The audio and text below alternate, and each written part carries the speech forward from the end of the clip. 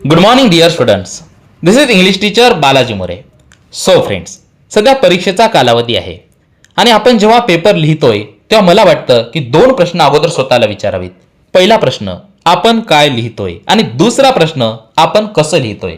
विद्यार्थी मित्रांनो, आपण काय लिहितोय हे जेवढं महत्त्वाचं आहे तेवढंच महत्त्वाचं हे देखील आहे की आपण कसं लिहितोय. विद्यार्थी मित्रांनो, सुंदर अक्षर हे आपल्या व्यक्तिमत्वाच्या आरशासारखे असते.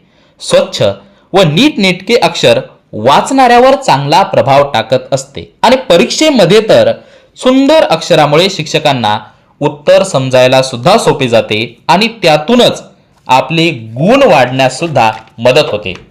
विद्यार्थी मित्रांनो, सुंदर अक्षर काढण्यासाठी रोज सराव करणे खूप महत्त्वाचे आहे. आपण इंग्रजीत काय म्हणतो, प्रॅक्टिस मेक्स मॅन परफेक्ट. प्रत्येक अक्षर हळूहळू आणि स्पष्ट लिहा.